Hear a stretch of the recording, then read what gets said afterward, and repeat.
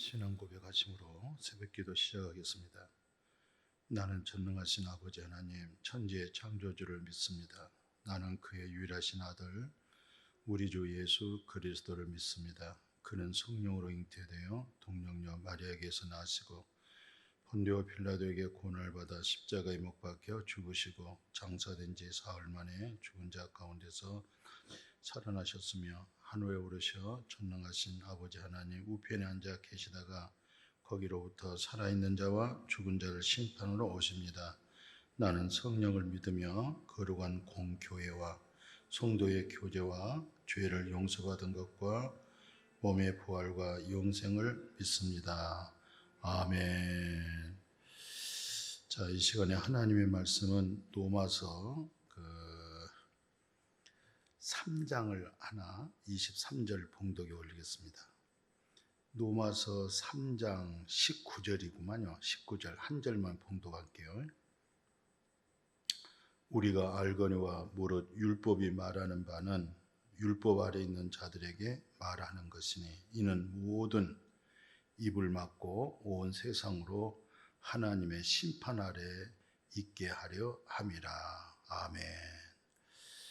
그 율법이 말하는 것은 그 율법 아래에 있는 자들, 그러니까 율법 아래에 있다 이 말은 율법을 지켜서 의로워지려고 하고 율법을 잘 지켜서 하나님 나라 들어가려고 하는 사람들에게, 그래서 율법의 목적이라고 하는 것은 바로 율법 아래에 있는 사람, 율법 아래에서 하나님의 의롭다함을 얻고 하나님 나라 들어갈 수 없다는 사실을 깨닫게 하고, 단지 율법의 목적은 다 율법 아래 있는 사람들은 하나님의 의에 이를 수 없다. 다시 말하면 율법 아래 있는 사람들은 다 하나님 심판 아래 있다.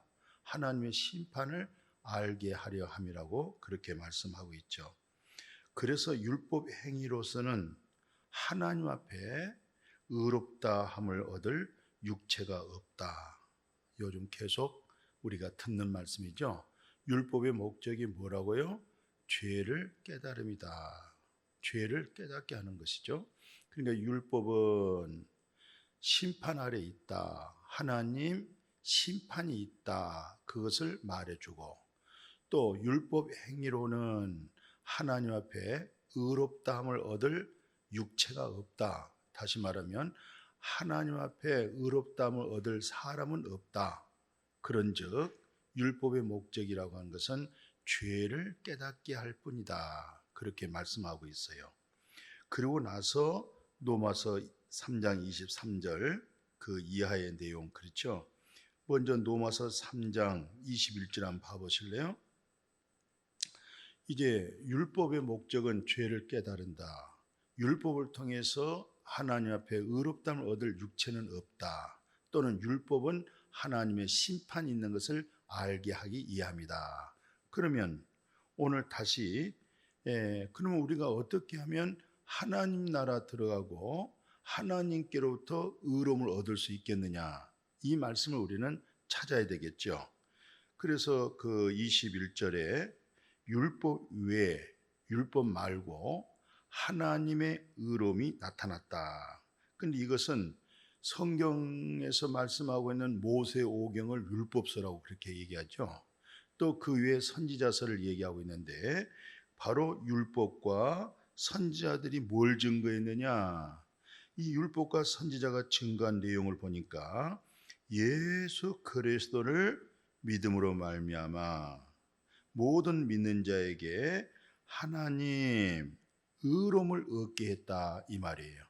이것이 율법의 목적이었고 이것이 선지자들의 예언된 말씀이라는 것이죠.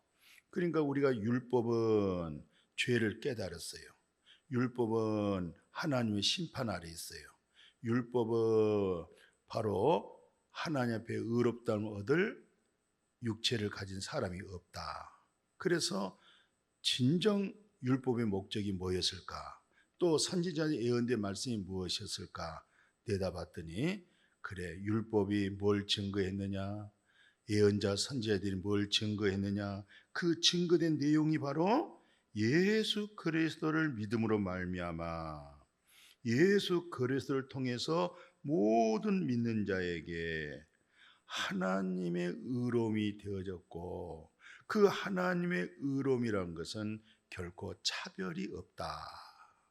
예, 있는 자나 없는 자나 배운 자나 못 배운 자나 아이들이나 노인이나 할 것 없이 다 예수 그리스도의 믿음을 통해서 얻어진 것은 하나님의 의로움을 얻게 되어졌다. 그렇게 말씀해 주고 있죠.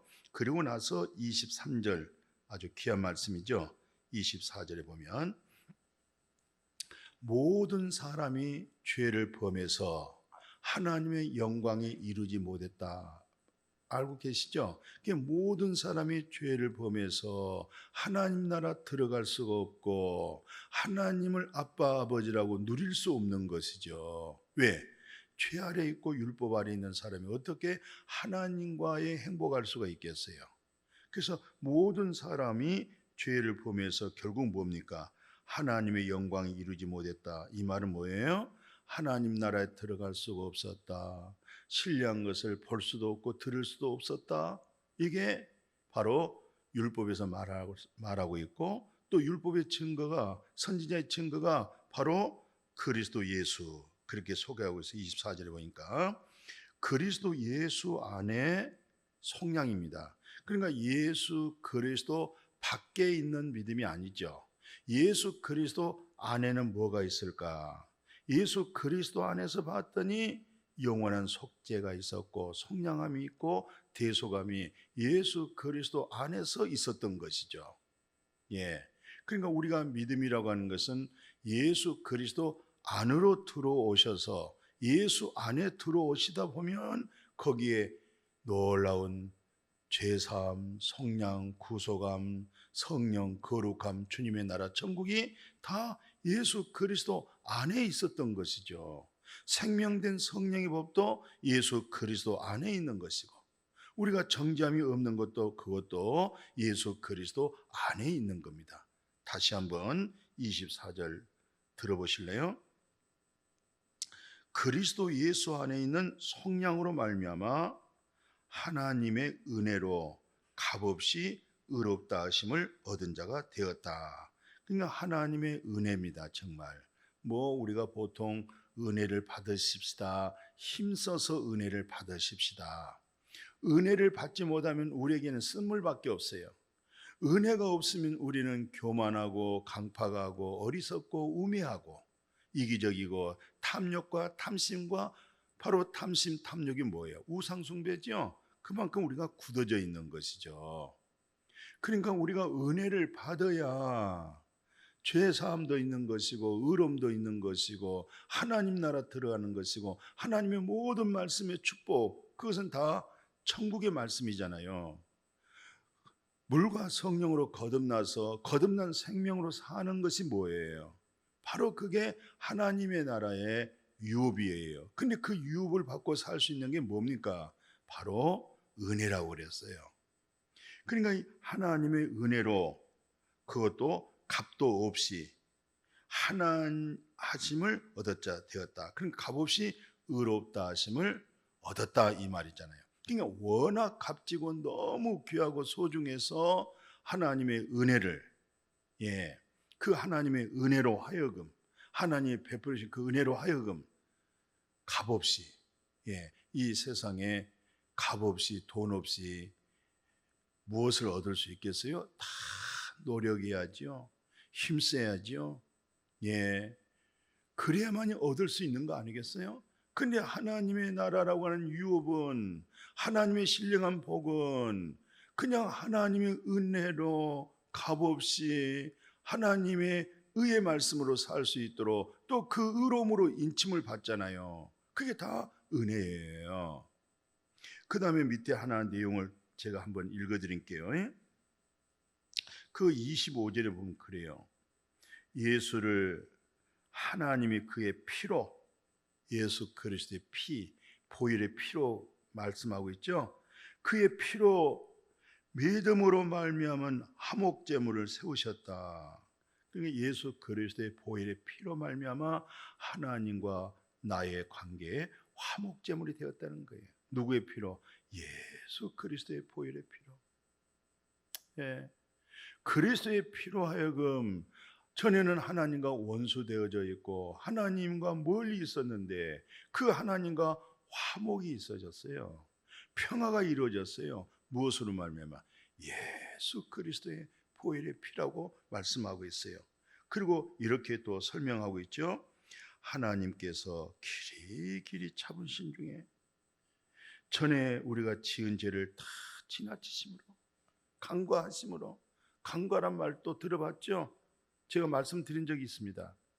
지나치심으로, 그리고 자기가 의로심을 나타내서 예수 그리스도의 의로심, 예수 그리스도의 하나님 아버지의 의로심, 그 의로심이 나타나게 하려 하심이라. 곧 자기의 의로심을 따라서 자기의 의로움, 예수 그리스도가 의롭잖아요.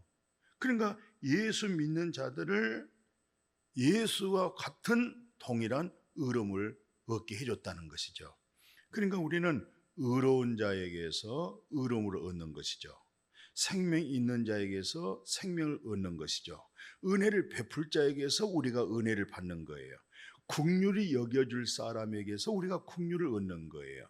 우리가 아무리 애쓰고 힘써도 그분의 긍휼로 하여금 긍휼을 입는 것이고, 우리가 아무리 힘쓰고 노력했다고 해서 그분의 사랑, 그분의 은혜 받을 수 없어요. 그분이 주셔서 그 은혜를 받는 것이고, 그분이 주셔서 그 사랑을 받는 것이고, 그분이 주셔서 그분의 생명을 얻은 것이죠. 이게 다 노력이 아니고 뭐예요?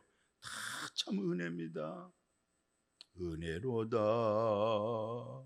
은혜로다. 내가 하나님의 자녀 되어진 것도 은혜고, 오늘까지 이렇게 믿음으로 주의 종으로 일하는 이 자체도 은혜고, 우리가 뭐 생활 속에서 하나님의 말씀대로 뜻대로 다 살았습니까? 아니, 다가 아니고 정말 살지 못한 우리의 모습. 근데도 우리 전능하신 하나님, 나의 하나님, 예수님의 하나님, 예수님의 하나님, 나의 하나님. 그게 참 은혜입니다. 예수님의 하나님이 나의 하나님, 동일한 하나님 아버지로 되어진 거 참 은혜입니다. 오늘 이렇게 풍성한 은혜를 받았으니 또 모든 자에게 은혜를 베풀 수 있는 여러분과 제가 되어지기를 주님의 이름으로 축복합니다. 아멘. 거룩하신 아버지, 율법의 목적 정확하게 알았습니다. 율법으로 하나님 앞에 의롭다함을 얻을 육체 없습니다. 율법은 율법 아래에 있는 자들이 다 하나님의 심판 아래에 있다, 이 사실을 알게 하기 위함입니다. 그래서 율법은 죄를 깨닫게 합니다. 바로 율법은 죄를 알게 합니다. 그래서 율법이 구원받을 수 있고 죄 사함 받을 수 있고 영생 얻을 수 있도록 예수 그리스도에게 인도하신 줄로 믿습니다. 오 주 예수여, 율법을 통하여 예수님을 인격적으로 만났습니다.